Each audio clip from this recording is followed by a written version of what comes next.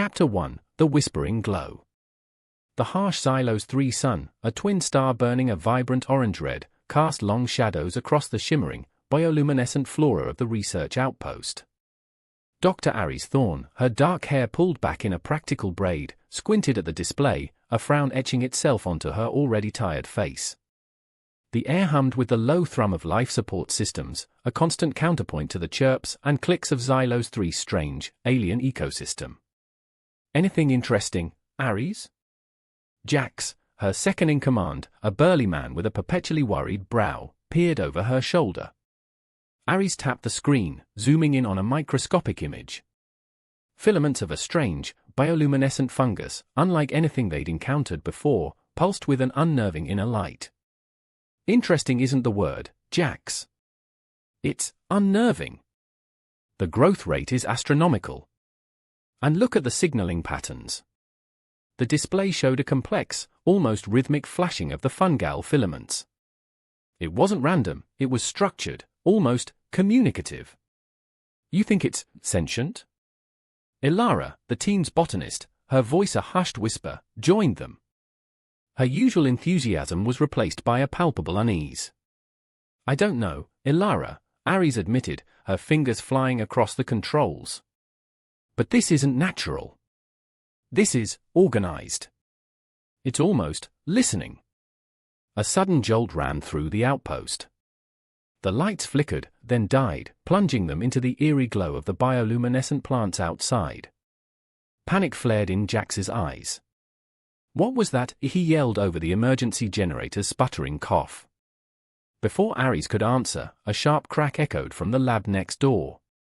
They exchanged anxious glances. "Ben?"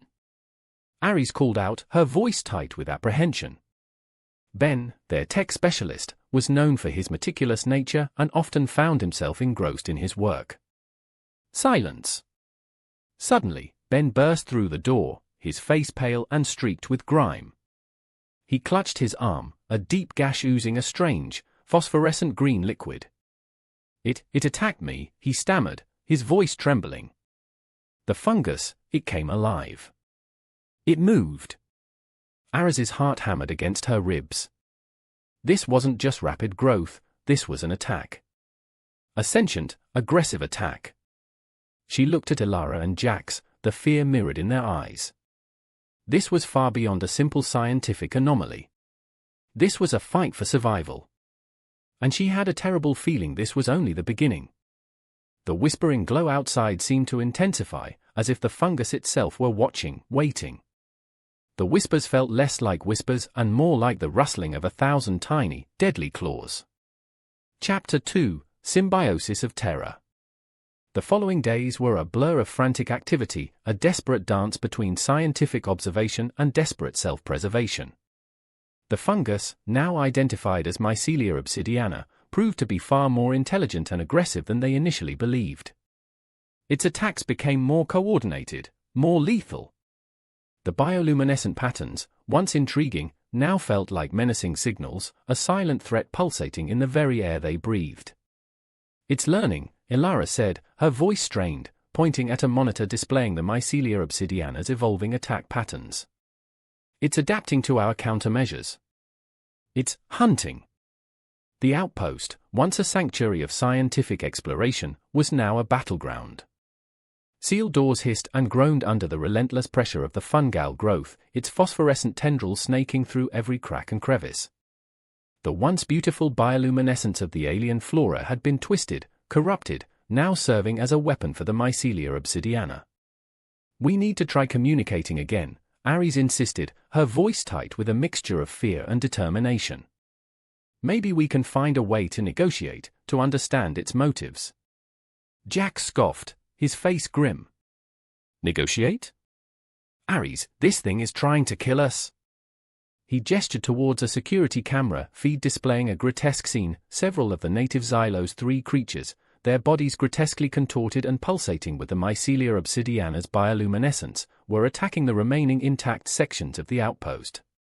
"They're controlled," Ilara whispered, her eyes wide with horror. "The fungus is using them as weapons." Their attempts at communication proved fruitless. Each attempt to send signals was met with a more violent and coordinated attack. The Mycelia obsidiana seemed to interpret any effort at contact as a provocation. Their tools and technology, designed for peaceful exploration, proved woefully inadequate against a sentient, evolving, and aggressively hostile life form. During one particularly brutal assault, a section of the lab collapsed, trapping Ben under a mass of twisted metal and fungal growth.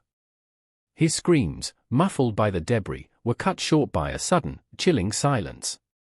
The horrifying realization struck them: the fungus was silencing their attempts to resist. Aris felt a cold dread settle in her gut. This wasn't just a fight for survival, it was a race against extinction. The Mycelia obsidiana wasn't just spreading, it was learning, adapting, and ruthlessly eliminating any opposition. The whispered threat had become a deafening roar. Escape was no longer a strategy, it was a desperate necessity. Their beautiful, once promising research outpost was nothing more than a tomb waiting to be filled. The obsidian shroud of the fungus was closing in. Chapter 3: Beneath the Obsidian Shroud. The collapse of the lab was the final straw. The outpost was lost. Aris, Jax, and Ilara, battered and bruised, fled into the labyrinthine network of underground tunnels beneath the research facility, their only hope for survival. The air was thick with the smell of damp earth and the pungent, metallic odor of the Mycelia obsidiana. The flickering bioluminescence cast long, dancing shadows, making every corner seem to writhe with potential danger. "This way!" Jax shouted, his voice hoarse, leading them through a narrow passage. Rocks and debris littered the path, testament to the fungus's relentless advance. The rhythmic thump of their boots on the uneven ground echoed in the oppressive silence, broken only by the occasional drip of water. Ilara, clutching a small datapad containing their vital research data, stumbled, her breath coming in ragged gasps. Fear, raw and palpable, hung heavy in the air. "We need to find a way out," Aris said, her voice strained but resolute. "And we need to understand this thing. Its weaknesses." She stopped, her gaze fixed on a section of the tunnel wall, illuminated by a strange, pulsating glow. "Look!" Embedded in the rock, a network of fine, glowing filaments identical to the Mycelia obsidiana, yet somehow different. These filaments pulsed with a softer, gentler light, and they weren't aggressive. They were intertwined with a cluster of strange, bioluminescent plants unlike anything they'd seen before on the surface. A symbiotic relationship, Ilara breathed, her eyes widening. The fungus isn't just spreading, it's harnessing the energy of these plants. A spark of hope ignited in her weary eyes. If we can disrupt this symbiosis. Their escape became intertwined with a desperate search for a solution. They pressed forward, dodging collapsing tunnels and battling the relentless pursuit of the fungus and its manipulated Xylene III creatures. They battled through sections where the fungal tendrils were almost sentient, wrapping around their legs and arms, their bioluminescent glow stinging like 1,000 needles. Hours later, battered and exhausted, they stumbled into a vast cavern. The sight that met them was both terrifying and exhilarating. The cavern was filled with thousands of the bioluminescent plants, their light casting an ethereal, yet menacing, glow. At the heart of the cavern, the Mycelia obsidiana pulsed, a colossal, pulsating mass of fungal growth, its tendrils reaching out like the arms of a monstrous octopus. It was the source, the heart of the infection. And it was vulnerable. Aris felt a surge of adrenaline, a mixture of terror and exhilaration. They were in the heart of the beast, but they were also in a position to strike. They had found the fungus's Achilles heel. But reaching it was going to be the greatest fight of their lives. The obsidian shroud was closing, but within it, a faint glimmer of hope had emerged. The fight for survival had become a fight for understanding, a race against the clock to decipher the enigma of the Mycelia obsidiana before it consumed them all. Chapter 4: Severing the Symbiosis. The cavern pulsed with a malevolent energy, the air thick with the scent of damp earth and the acrid tang of the Mycelia obsidiana. Aris, her face streaked with grime and sweat, held up the modified sonic emitter, their only hope. It was a desperate gamble, a last-ditch effort to disrupt the symbiotic relationship between the fungus and the bioluminescent plants. "Ready?" she asked, her voice barely a whisper above the low thrum of the fungal network. Jax and Ilara nodded, their faces grim, their eyes reflecting the eerie glow of the cavern. "On my mark," Aris hissed, her eyes fixed on the massive fungal mass at the cavern's heart. 1, 2. She activated the emitter. A high-pitched whine filled the cavern, a sound that seemed to cut through the very fabric of the space itself. The bioluminescent plants reacted instantly, their light flickering erratically, their normally rhythmic pulses becoming chaotic. The Mycelia obsidiana reacted violently, its tendrils thrashing, its bioluminescent glow intensifying to an almost blinding brightness. "It's working!" Ilara yelled over the deafening whine, her voice filled with a mixture of hope and fear. But their triumph was short-lived. A massive tremor shook the cavern. Rocks cascaded from the ceiling, a wave of debris threatening to bury them alive. Jax, caught in the onslaught, screamed as a large chunk of rock slammed into his leg, pinning him beneath the rubble. "Jax!" Aris yelled, her voice choked with panic. Ilara rushed to his side, frantically trying to free him while the cavern continued to shake. The sonic emitter lay abandoned, its high-pitched whine fading into the chaos. Aris faced a terrible choice: abandon Jax and continue the disruption of the symbiosis, hoping to save the rest of humanity, or try to free him, risking the failure of their entire plan. Her heart pounded in her chest, a frantic drumbeat against the deafening roar of collapsing rock. The weight of the decision, the lives hanging in the balance, pressed down on her with crushing force. The fungus, sensing their vulnerability, launched a new wave of attack. Its manipulated creatures swarmed around them, their bioluminescent bodies glowing with a horrifying intensity. Aris, her determination burning brighter than the fear, made her choice. She grabbed the emitter, fighting her way through the creatures, ignoring the pain and the threat to her own life.